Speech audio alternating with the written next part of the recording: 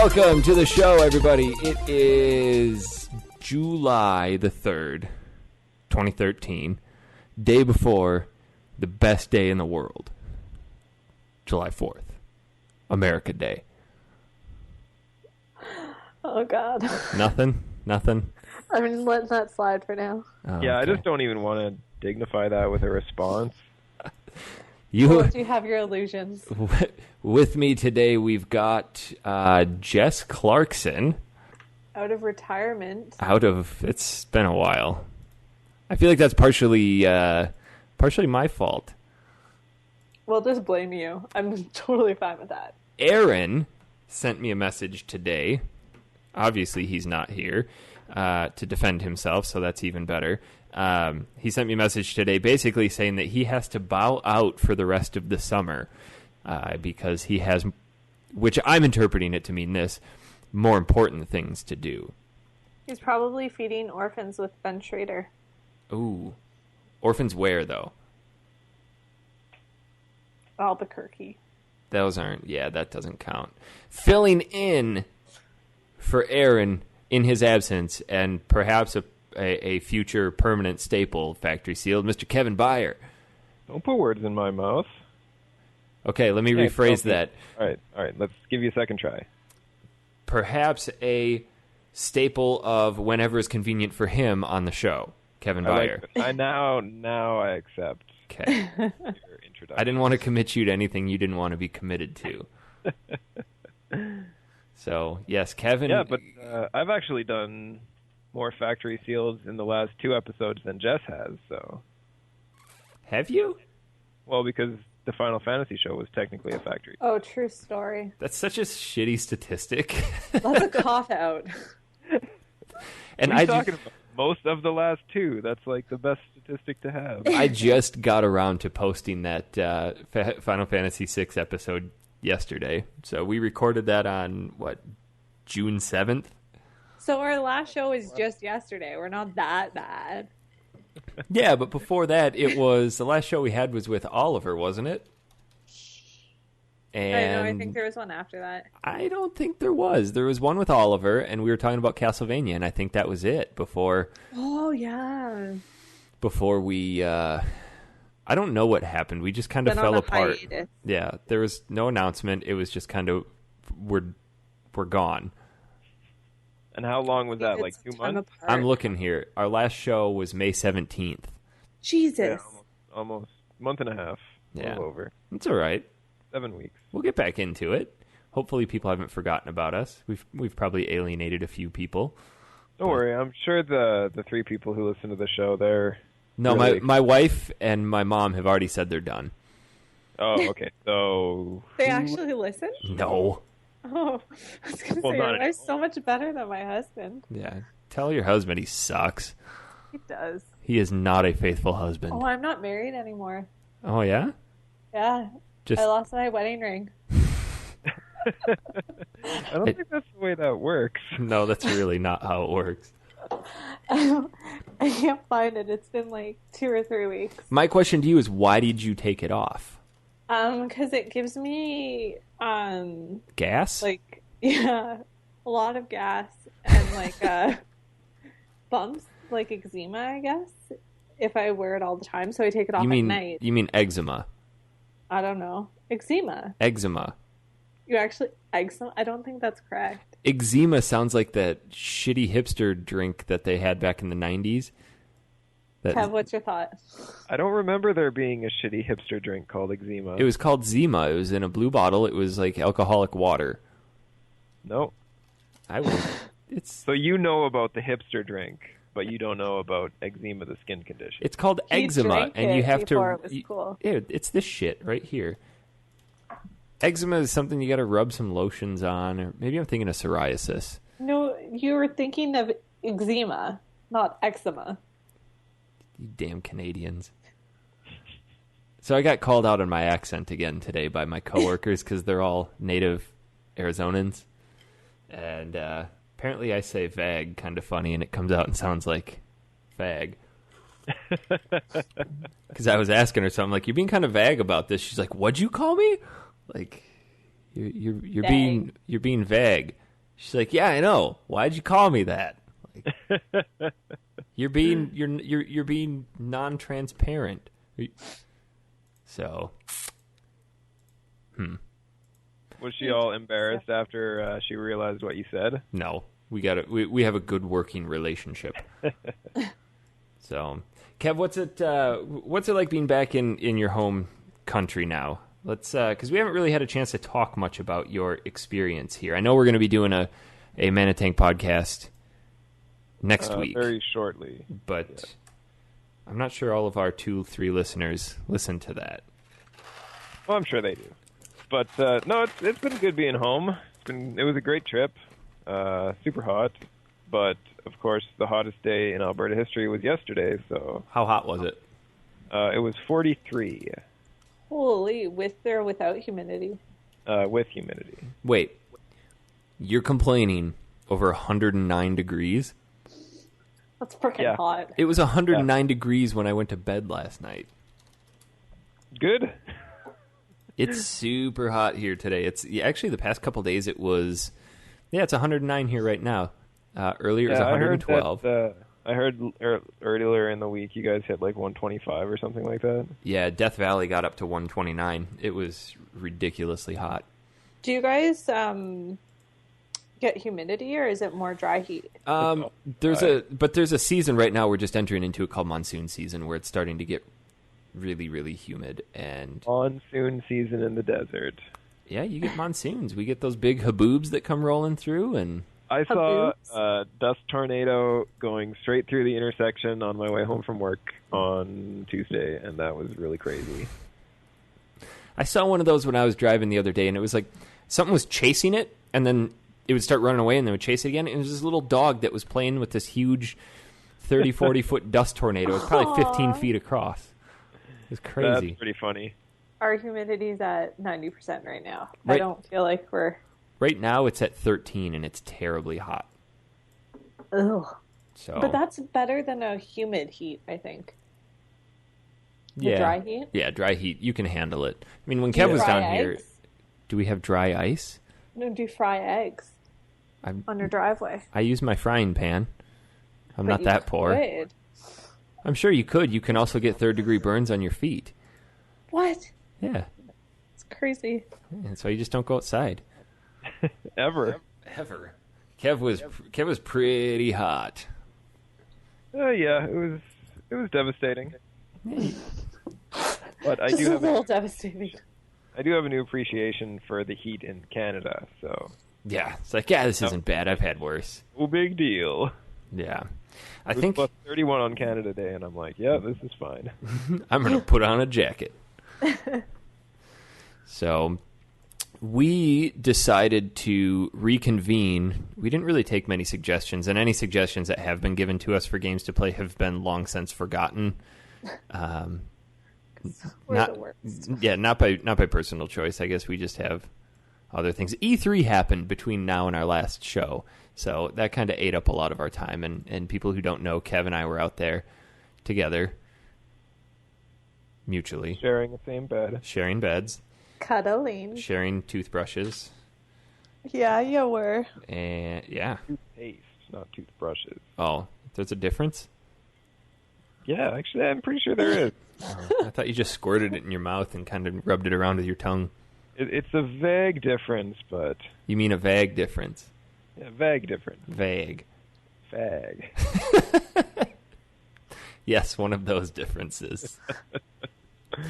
But I think Jess came through with quite a stellar suggestion for this show, and I'm actually kind of happy that we played it. We picked up and played the original Doom. Back from the PC days, like long before first-person shooters, well before Call of Duty, and good suggestion, Jess. Very, very good, very solid. It sometimes comes through. That those two synapses in your brain just managed to line up in just the right order. I know. And something Count ourselves lucky. And a thought occurred. It's pretty good. What a thought. So, unfortunately, I don't think any of us actually played the true-to-life, real, original PC version with the original executable files, did we? I played that when I was younger, but no, I did not get a chance to play it now. Okay.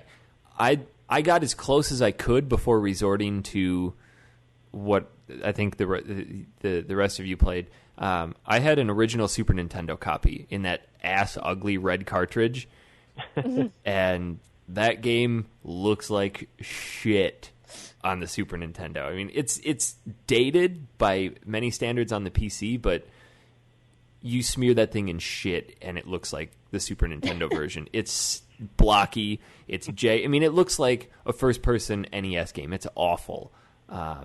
The music, I guess, is okay for what you get out of it, but I didn't even really.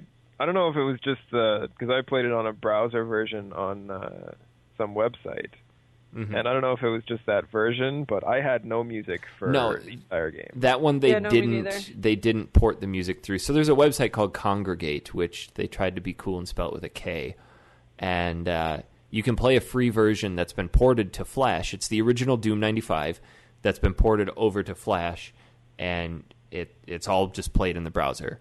And I think due to legal issues, I guess you can say, they couldn't port the music, but they could port the entire game.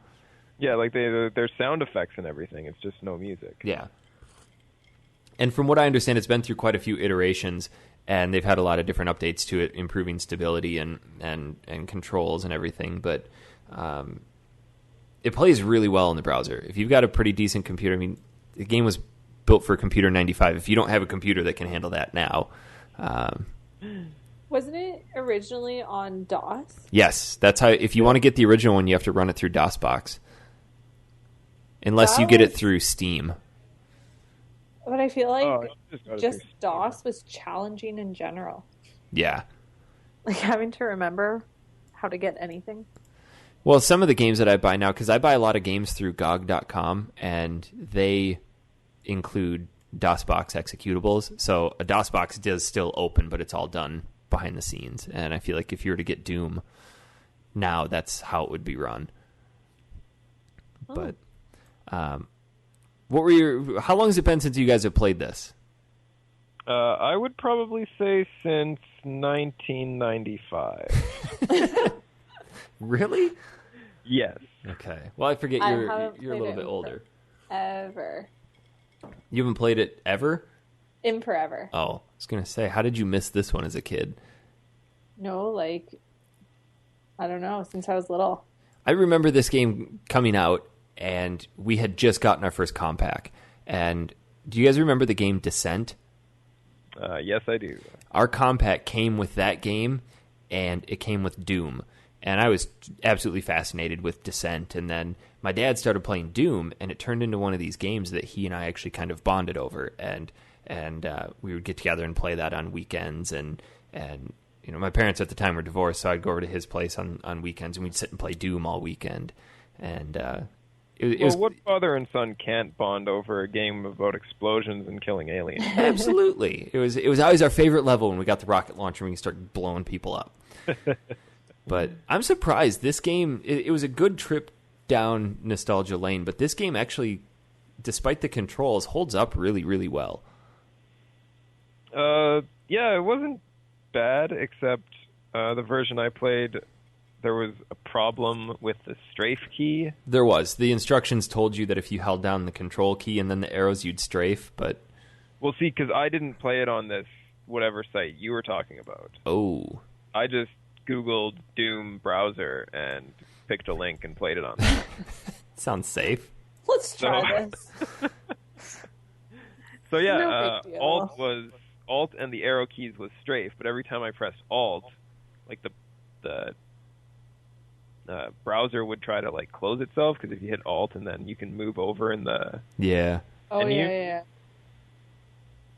So yeah, that was extremely difficult. Trying to dodge the fireball guys with only being able to move backwards and then like a quick turn to the right. Yeah, that doesn't work too well. It was a lot more difficult than it should have been. The Super Nintendo one actually worked pretty well because the strafe buttons were just the L and R triggers, so you could pretty easily sidestep that stuff. But playing so many first-person shooters with a controller, going back to the days before they had the dual joysticks, it's so horrible. like even going back to GoldenEye, it's impossible to go back to that because I can't do that control. My brain is wired save. differently now. At least in GoldenEye, you can scroll. You can like look up and down. Mm-hmm. In this one, it took me so long to remember that. Okay, if there's an enemy in the plane of sight of my gun, doesn't matter how high up or low down he is, I can shoot him. Yeah. What game finally changed that? I want to say, was that Duke Nukem? No, the original Duke Nukems were the same way. Really? I thought It was probably like with the N64 that they started doing it. Huh. I thought in the original Duke Nukems you could move up and down. Maybe you could, but I don't remember that you could. Hmm. I mean, it's been forever since I played Duke Nukems, but or wait, maybe I never did play. I played a lot of Wolfenstein. Maybe I was just going to ask about that. Compared Doom to Castle Wolfenstein. Jess, did you ever play Castle Wolfenstein? I don't think so. Because I know I'm going to try my best to like not make assumptions because I always get a lot of angry tweets and emails from people like, you got this wrong on the show. And it's like, I want to say that Wolfenstein was before Doom. It was definitely before Doom. Okay, good. Then I can make that assumption accurately. I didn't care for Wolfenstein as much as Doom, but that switched once I hit Return to Castle Wolfenstein. I didn't care too much for any of the Dooms after Final Doom. I think I only ever played Doom 1 and 2. And then there was Final Doom, and then there was Doom 3. And I didn't care too much for Doom 3, simply on the basis that they... How does Doom 3 come out after Final Doom? That doesn't make any sense. It doesn't have to make sense. I didn't like it simply based on the fact that you're this Ultra Space Age Marine, and you can't tape a flashlight to your gun. So they overused the whole darkness thing, but Jess and I were talking a little bit before the show about some of the sounds in the original Doom, and it's amazing how going back and playing this, you hear those sounds again, and it like took me. I don't know if it did this to you, but it like took me back to that office in my dad's place when I was a kid, and we'd have all the lights off, and we'd be playing it on our stupid 15-inch CRT monitor, and going to bed just absolutely terrified that night. It was scary. And you always ended up playing this game in the dark. Oh, and absolutely. It was scary as shit. It's... Especially when you can hear the little... without figuring out where they were. Those are the guys that shoot the fireballs, right? Yeah, for some reason they sound like pigs. But it's almost like their talons are clicking. That's what I always thought it was. Like their talons on their toes clicking on the ground, like the velociraptors from Jurassic Park. I could see that. They kind of look like deformed Chewbacca. I could see that. With less hair, like a shaved Chewbacca. How do you know that's not just like slicked back hair? Like they've just used some hair grease and like slicked it down. Maybe they're Guido. That is a lot of Guido grease on that. Who knows? And then the stupid Minotaur guys. I hate them. Those guys show up after the Toxin Factory, right? Yeah. Okay. Depending on what difficulty you play in. So the difficulty that I was playing in, at least, I don't know if this is like this for all of them, but when you die at the end of regardless of where you are in the level, when you die, you have to start that entire level over, right? Correct. You don't keep any of your weapons. Correct. You don't keep any of your key cards. Correct. Fuck, that sucks.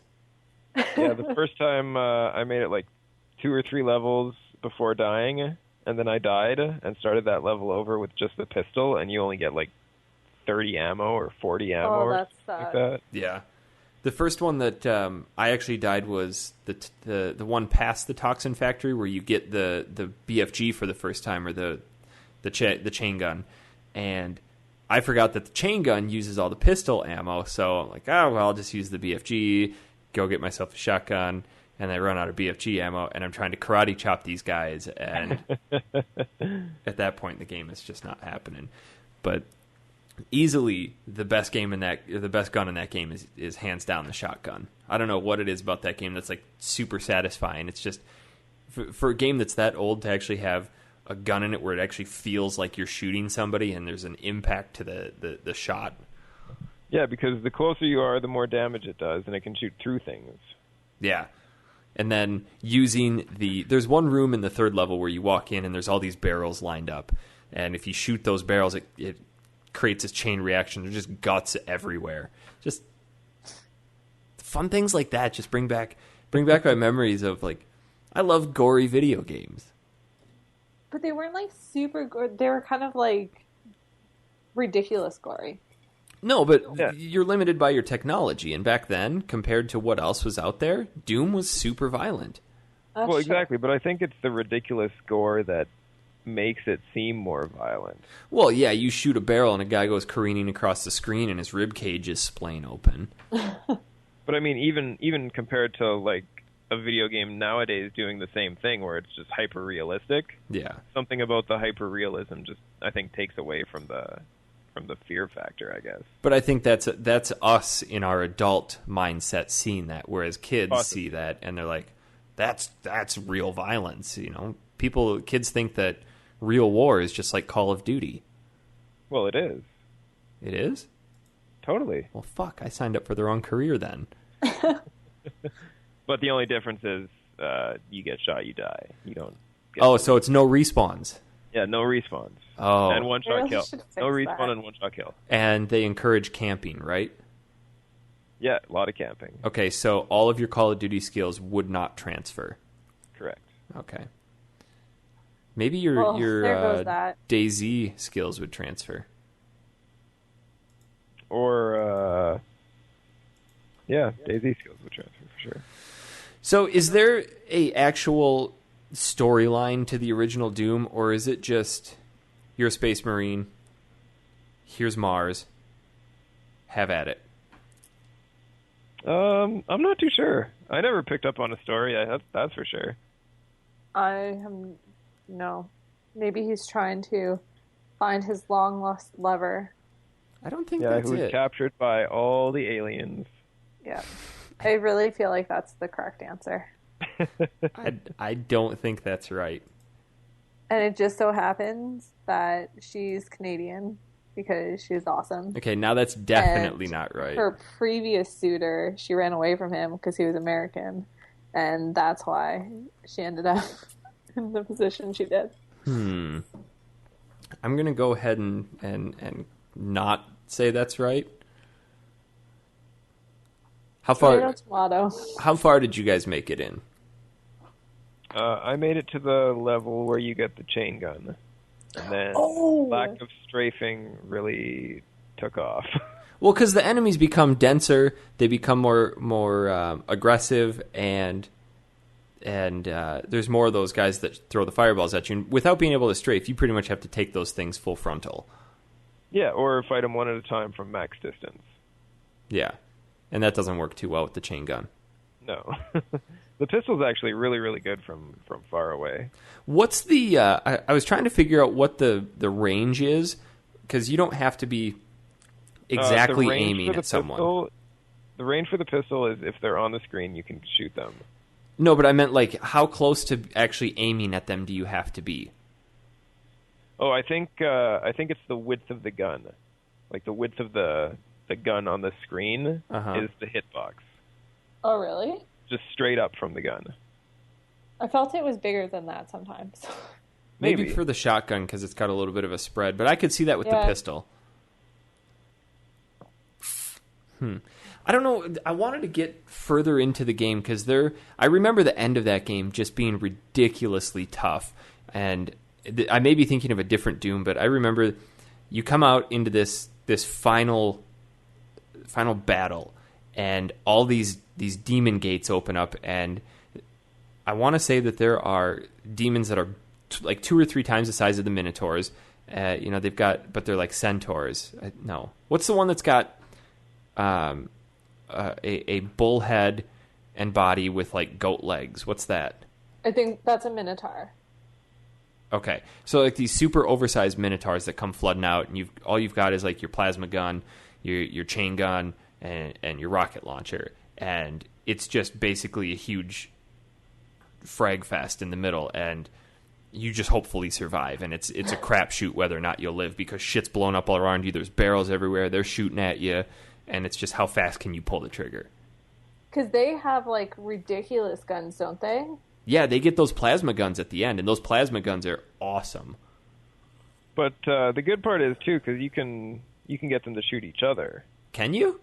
Yeah. Their shots damage each other if they're in the line of fire. I didn't realize that. And doesn't the plasma gun have an AoE effect as well? I did not get the plasma gun, so... Because I think the plasma gun is one where you shoot it out, and it's like a chain lightning ball, or either when it hits, it explodes into something like that. I could be wrong. Is that the BFG? What does the BFG do? I don't remember what the BFG... I always called the chain gun the BFG. Isn't that not right? Oh, you're right. It is the plasma gun. Yeah. BFG 9000. Yep. I also think it's hilarious that it actually stood for big fucking gun.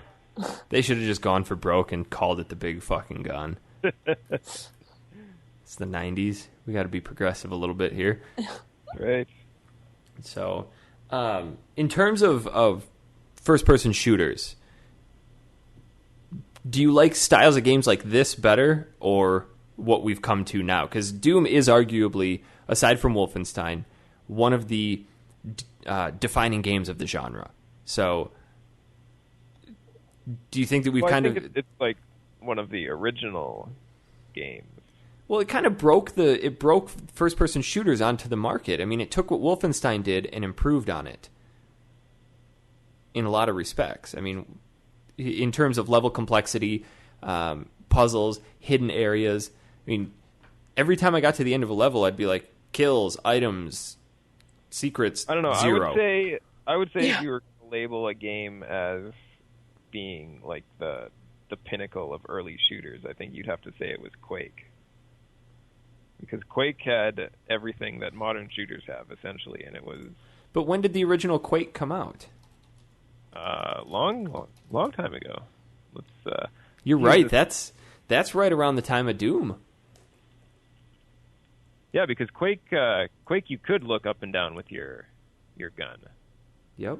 And you could jump, and yeah, it was miles and miles ahead of Doom and Wolfenstein. But you gotta, I mean, just looking at images from Quake, though, you can tell it's definitely inspired by Doom. I mean, it's made by the same company. It's made by id Software. But games like this... practice with Doom, and then they made Quake, and just boom. Because I forget, could you use the mouse in the original PC version of Doom? I'm not sure. I want to say that you could. I want to say that you could. I think you might have been able to. But moving it up and down didn't do anything. Huh. I never played much Quake. That's another game that I never really got into. Because didn't that turn into... No, I'm thinking Unreal Tournament. Never mind. I played Quake 4 when the 360 came out just because it was a new next-gen title. But I never really got into it. Yeah, that was actually the shooter that I played most. I feel like I missed out. You could not use the mouse. You could use keyboard or you could use a joystick. In Doom? Huh. The original Doom was released in 93, so yeah, it was 3 years later that Quake was released. So okay, never mind. I misread that. If you think about that, though, 3 years in the video game world is a long time for things to progress and develop, especially back then. Things were changing leaps and bounds. Yeah. I like it. I forgot just how much I like Doom. I was looking through my collection. I've actually got a copy of the the Super Nintendo. I've probably got my old Windows discs somewhere, and I think I've even got an original Genesis copy, the 32X copy. Did you guys ever play that one? No, I don't think so. The 32X version was awesome. Going back now, there's no way I could tell the difference between the two, but I remember at the time vividly, like, the 32X was the definitive version of Doom, because it had up-res graphics and better sound, and I was playing it on the 32X, which was a piece of shit. You're probably one of the only people who had one of those things. I had the 32X, the original Sega, and then I had the Sega CD attachment onto it. Like, I had the full Sega empire right there. From the grandma. No, that one I got from a friend, actually. I don't remember. Sega CD, really? Oh, Sega CD was awful. And then, I don't remember much of Doom after that, because, like I said, after Doom 1, I didn't care too much for it after that. Like, Doom 3, if they announce any further ones, I don't really have an interest in it. Like, I played the Doom 3 BFG edition at E3 last year, and I don't know, I'm kind of over Doom. But the original game, going back to it, was phenomenal. I was kind of afraid to go back to it because I'm like, great, going back to a PC game from '93, this thing's going to suck. And initially starting to play it, I'm like, this game sucks. How did I ever enjoy this? Because I don't know where the hell I'm going. These stupid key cards are hidden. How do I get outside that window? Because the secrets were just, you walk up to a wall and you hit a button, and if it was a hidden wall, it would open. I mean, there was no way to figure out that it was a secret. Really? Yeah, because I didn't get any of the secrets through no, me neither. levels that I did. One of the levels early on in the game, you can actually get the chainsaw because there's a secret door that you can go outside into a courtyard, and it's either the chainsaw or you can get the chain gun earlier.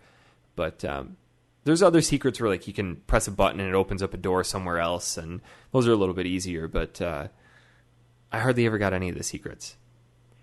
But after playing it for a while, it's like, for me, this game was more about the nostalgic experience again. Like, this game is so much fun. It reminds me of back when I enjoyed gaming for what it was, because I saw where gaming was headed. And it's kind of interesting to go back now and kind of relive those experiences and those thoughts.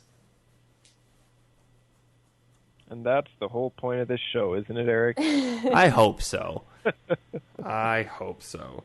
I know this. I want to bring up a topic that's not specifically retro game related, but I wanted to get your opinions on it.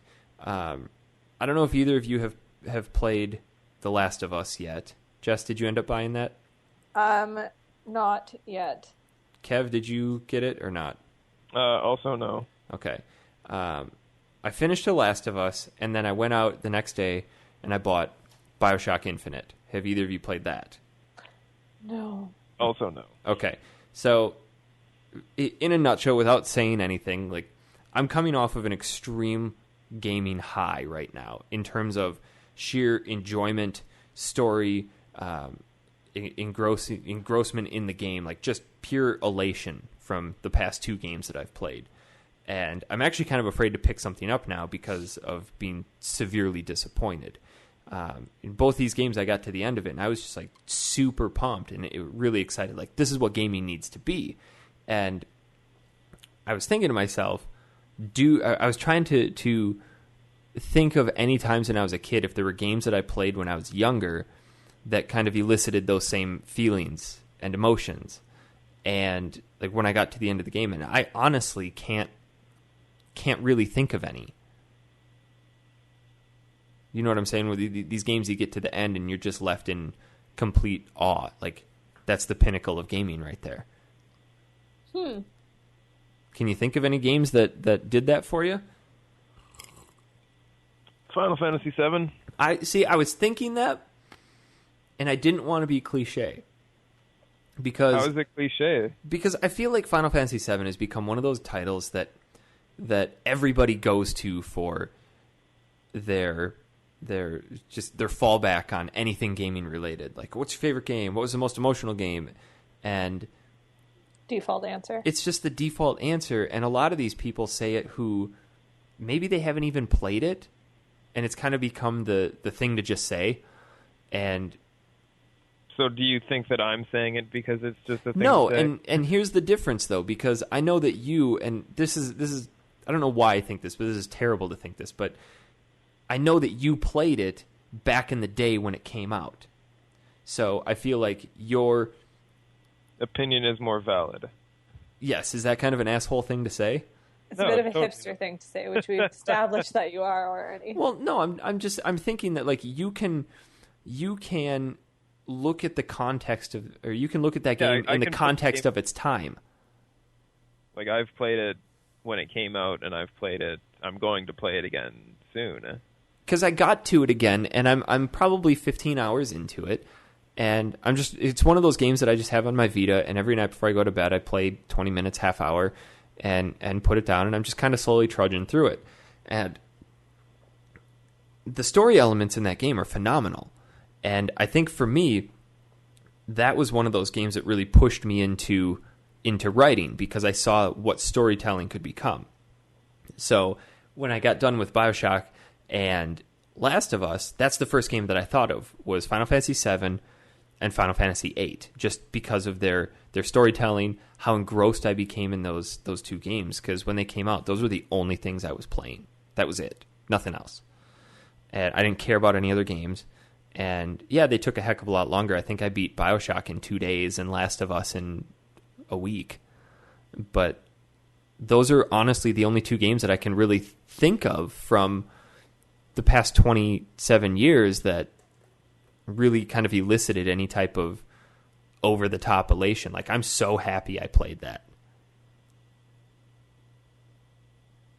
What about, like, games like Mario 64? I think that's a different happiness, though. I think that's more along the lines of, like, holy shit, look at this game. Yeah, like, because there wasn't a whole lot of story to Mario. No, right? I think that was more... That was a fun... Yeah. That Mario. That was more along the lines of, hey, look what we can do with gaming. Mm-hmm. Whereas I wasn't too concerned. I mean, BioShock had a lot of great gaming elements. Last of Us had a lot of great gaming elements, but yes, they did have their flaws. Whereas I would say that in its time, Mario 64 and Ocarina of Time were flawless examples of what pinnacle or what gameplay could be. Yeah. You know, you look back now and you see, well, that's flawed. They can fix that. They can do that. But in their time. Yeah, I'll agree. So I'm thinking more along the lines of storyline and how, like, the types of emotions that games can elicit. And originally I was going to say something like the Walking Dead title would fall into that same category, but I wanted to specifically address games from the past. I don't know if I can think of any other than Final Fantasy, right? Yeah. And I think we could just say, like, Final Fantasy, the franchise as a whole, because so many people are going to have different favorites. Like, after you telling me to play through 6 and me buckling down and playing through, like, that game is one of my favorite Final Fantasies now because of that. But I wouldn't say, I can't really use that because I didn't play that in its day. I'm trying, I don't know. Trying to be an elitist. No, I'm trying to figure out complex emotions that gaming can evoke. Nothing. You guys, Jess, you never felt anything as a kid? No, I would think, like, I played more, not like fun games, but like not as serious games. I don't know if it was because I was a girl and I liked that more, but I would say that I felt more of like the happiness type of, like I loved Ocarina of Time because I got to play with my sister, and that's probably one of my favorite kind of memories of that. But how did you play Ocarina of Time with your sister? She was the navigator. So basically, she watched you play. Pretty much. Okay. But she had a fancy title, so that kept her content. Was she much younger than you? Yeah. Okay. So, and I think sit there. I think that's kind of, games back then were they were different in a lot of respects, but I think more so we've evolved into games becoming more engrossing in what they do. Obviously, storyline has been developed more, but games try to tackle more now than they did back then. Games back then were just kind of like, here's a game, have fun. And Well, I think you didn't really have independent, enough. too. What's that? Oh, I was going to say, like, independent, like, it's more geared towards this is what you are doing, your character, your mission, your development, rather than more of a open social type of thing. Well, it was a lot harder back then, right? Because they were limited by the amount of space they actually had on the disc. Now it's just like, oh, well, we'll just make a 20 gigabyte digital download. Yeah, I suppose.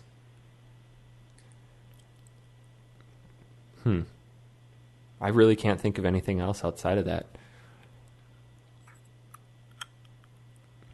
Blades of Steel. No. The fuck is Blades of Steel? It's like the original hockey game for... Is that the 3 head or 3 body sized people? What one is that one? Yeah, that was... That's my favorite game. The 3 body size? Yeah, you could have a skinny guy, a normal sized guy, or a big guy. Ooh. And you could fight, and they did their little dance after when they bobbed their head. I think the only hockey game I ever played was Wayne Gretzky 3D Hockey for this N64. That game was pretty fun. That game was a blast. I'm not proud to admit this, but I will admit that I got an N64 the same year that my mom, for some reason, bought one for herself, and she had Super Mario 64. So my grandma bought me my N64 with Super Mario 64, so I didn't want Mario 64, so I took it back and got Wayne Gretzky 3D Hockey. Terrible decision. Good decision. No, absolutely. You would have only had hundreds and hundreds and hundreds of hours of fun with Mario. Yeah. It's a good thing you kept Wayne Gretzky Hockey and you probably played it for like 15 hours. I got hockey and then started playing it and instantly told my grandma, I want Mario. So she went out and got it. Of course she did. Hey. I saw my grandma the other day. Announcer in that stupid game. Which game? The Wayne Gretzky 3D Hockey. I remember that game because it had the glowing hockey puck. Because for some reason in the late 90s, that was popular when you're watching hockey on TV. Because apparently people couldn't follow a black puck on the white ice. Only in America. That never happened in Canada. We're the only ones who couldn't follow the puck. We would never stand for that in We used Canada. to make fun of... Our hockey programs in the 90s would make fun of the glowing puck. Really? On air. Like, too bad the puck wasn't glowing. That's funny. Hey, we got too much food in our way. Can't see shit. You were saying your grandma. Well, I saw my I saw my grandma the other day. She had to go in for some sort of surgery, and I was talking to her about our show. And like, Grandma, you're a regular topic of conversation on our show. And she's like, oh, really? Why is that? And I said, because you bought me all those games as a kid. She's like, yeah, and you know what? If I had to do it all over again, I would. So I'm like, I thought about saying, well, hey, you want to go to the store, get some games, but well, you can keep buying me games now, Grandma. Yeah. So, did you guys play anything else this week? Anything else This retro? month and a half. These past 2 months? I have failed. Nothing. I also have been spending a lot of money on GOG. What have you been buying? Because I've been spending ridiculous amounts of money on there. I have bought Caeser III, which I have probably put like 15 hours into so far. That's a city building game. Yes. But it's like set in the Roman Empire. I remember. Caesar 3 is only $2.99? Yeah. And I got it on sale. But yeah, it's a city builder, and how similar is it to SimCity? It's nothing like SimCity. Okay, what's the difference between this and SimCity?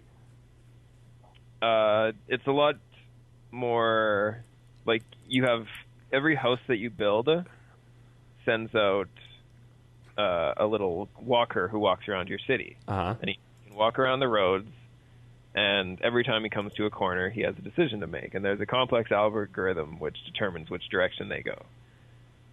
So it's bad to have intersections in Caesar 3, because the more intersections there are, the less chance your people are going to walk where you need them to walk. Because the way that your city evolves is your houses need to have a certain amount of people walk by them who do different things. What? So to evolve your city, or to evolve a house, it starts off as a tent, and to get it to move to the next level, you have to build a market. The market has to send out a walker to walk close enough to a house to get an employee, and then it has to send out a grocer who will deliver food to the houses. So far? Jesus. And in order to progress to like the highest level of building, you have to design an area where there's like, I think it's 35 different guys have to walk by one house in a given time frame. So basically, and that's the challenge of the game, is to figure out how to build a city that's actually going to support itself. but it's not supporting itself how a real city would, because in a real city, people have intelligence. That's right. In a real city, the people will be the ones who will go out and look for the resources. In this game, the resources have to come to the people. Wow. There's also a military aspect. So each time you start a mission, you'll have an option between a peaceful province and a hostile province. Okay. And if you choose a hostile province, then you also have to build weapons and train soldiers and build barracks and then fight off invaders. What about Alpha Centauri? Did you ever play that game? I did. I actually have a copy of Alpha Centauri. Maybe two.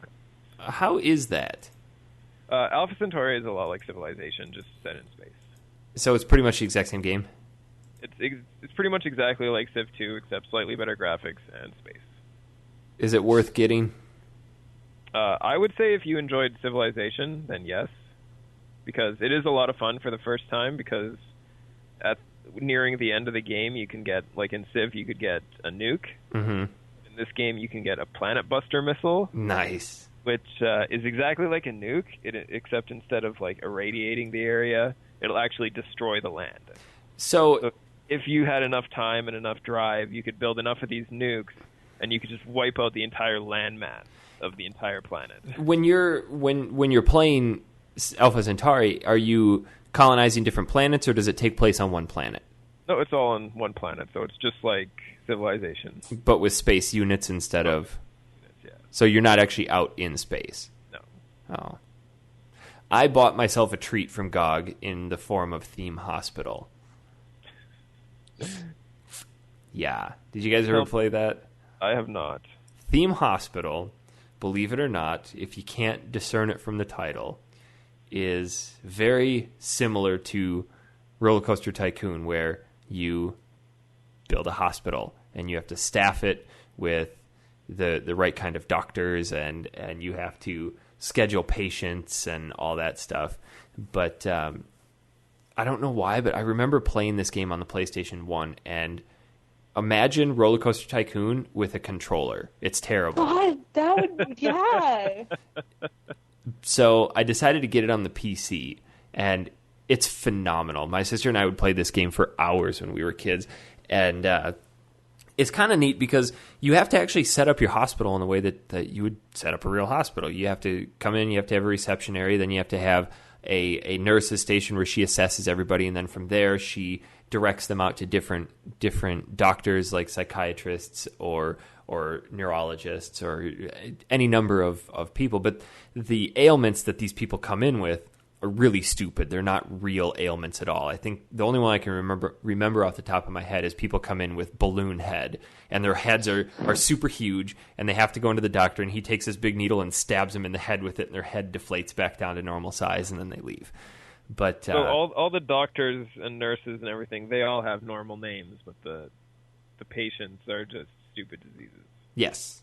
And it's all how you construct this and make this intricate system work, because you have a budget that you have to stay within with hiring your staff, and when you hire shitty doctors, they'll perform very, very poorly, and you'll get what's the equivalent to malpractice lawsuits filed against you, and other hospitals in town open up and try to compete for your business, and you have to keep up certain ratings, and then you go on to different levels and different missions where you get different diseases and ailments that come in, and you have to research how to cure them. So the first person that comes in, you won't know how to cure. So essentially they're going to die.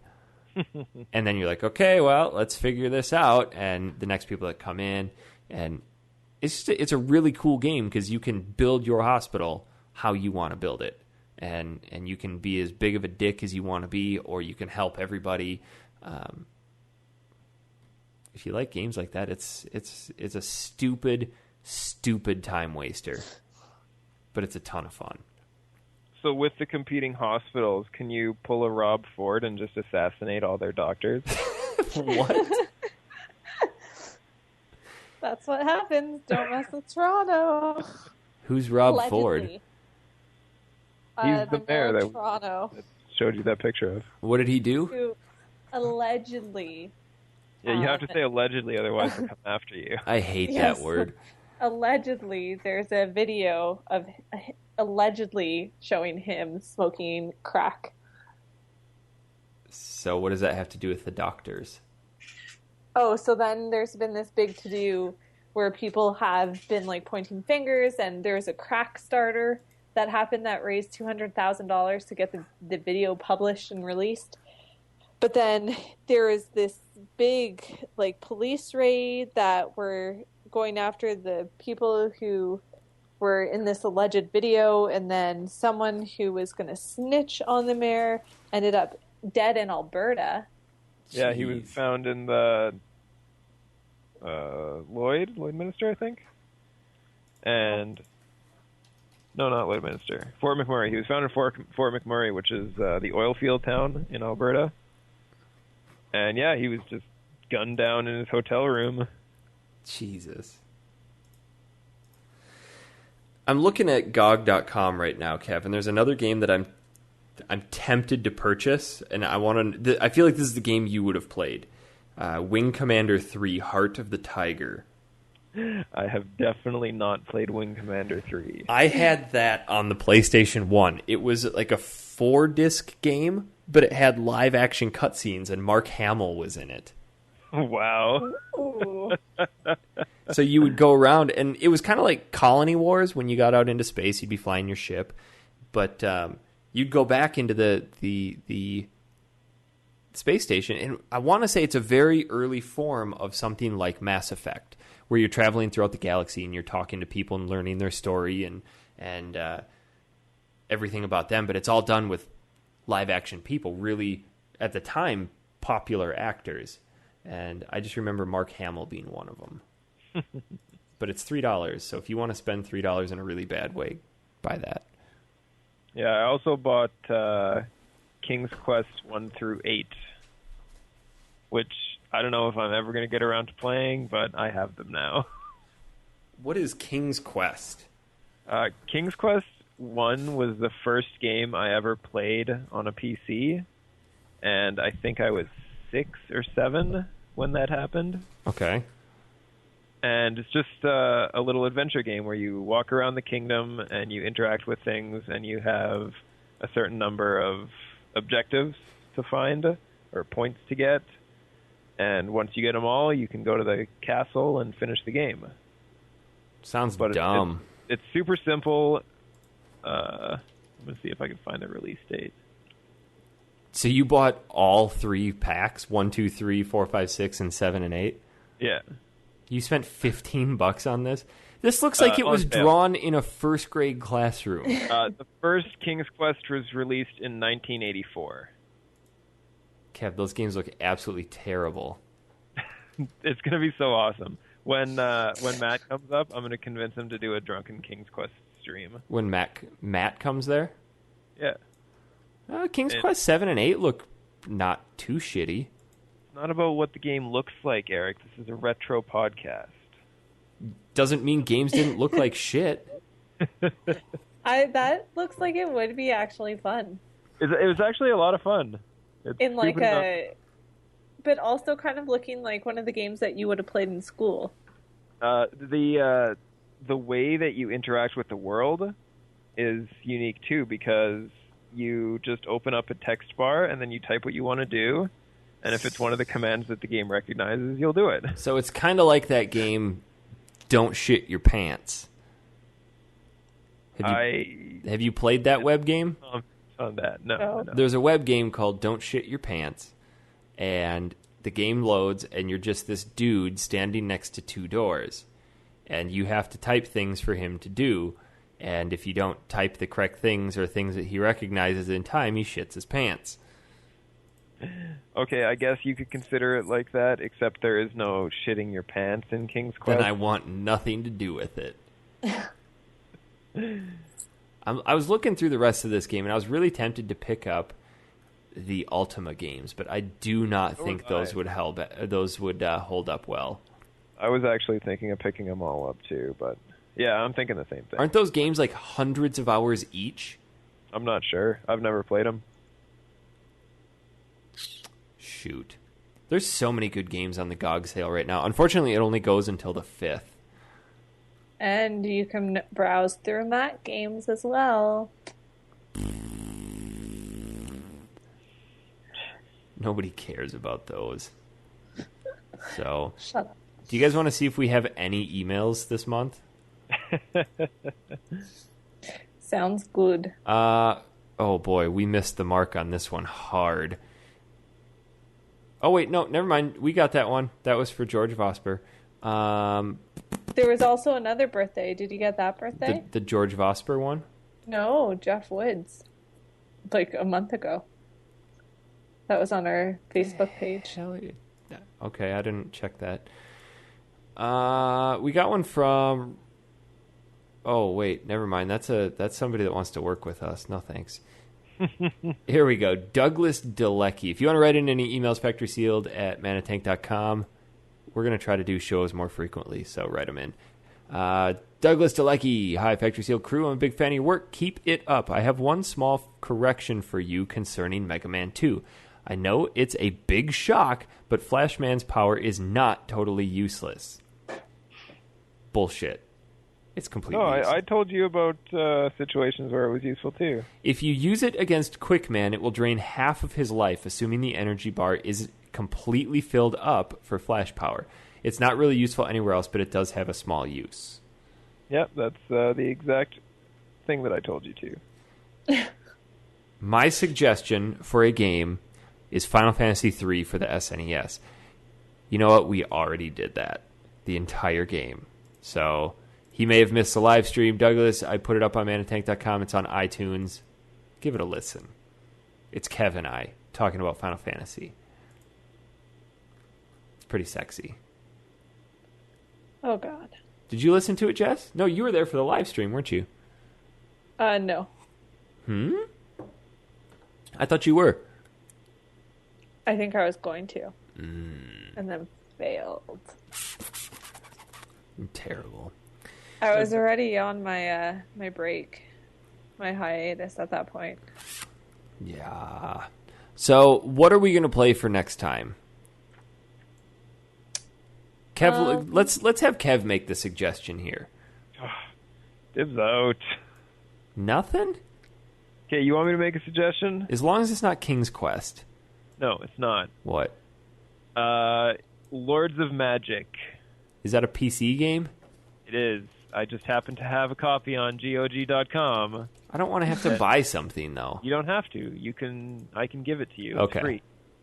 Yeah, because they're DRM free. There. That's right. Okay, let's play some Lords of Magic.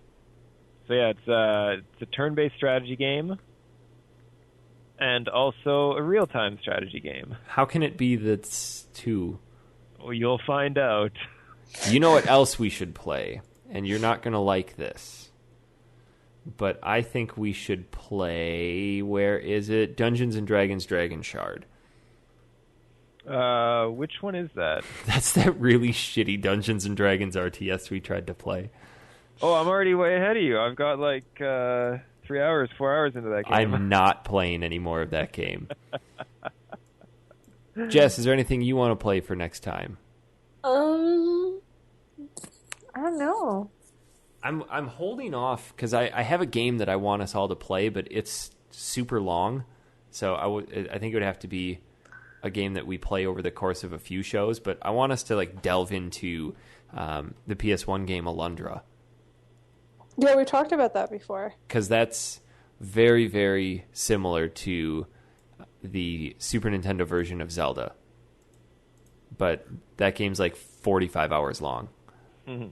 So, did you guys ever play, now that we had been, like, with PC games, the Neverhood, I think is what it was called? It was like this weird claymation game. No. So much fun. Is it like Clay Fighter? Oh, Clay Fighter 33 and a third. Neverhood looks awesome. But I don't know where to find it because I have no idea where it went.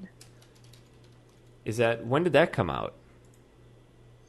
Because I've never heard of it. 90s? Late 90s?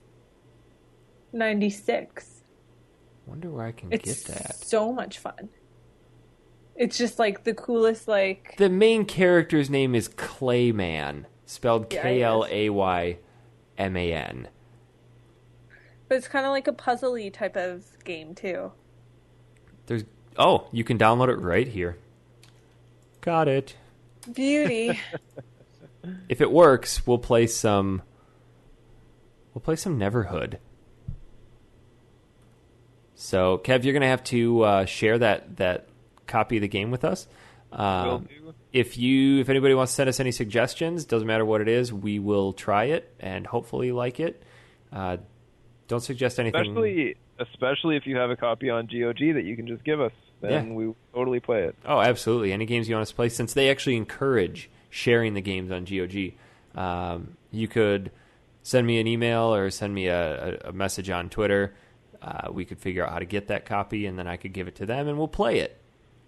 Woohoo! We will play it. So, any final thoughts, guys? I think we can call this one a wrap.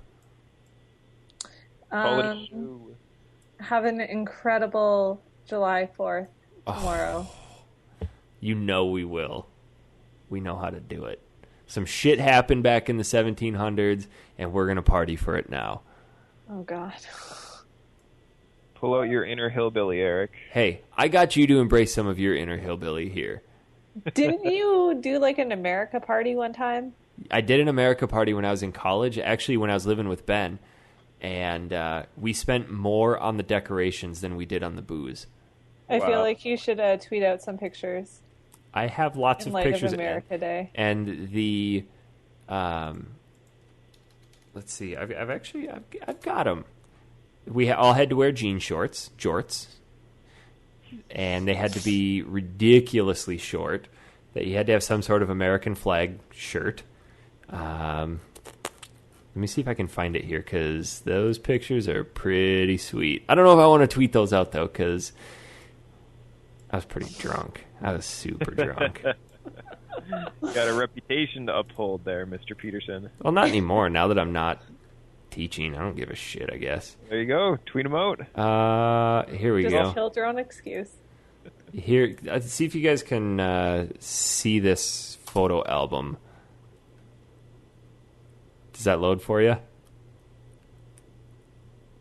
I will tell you when it finishes loading.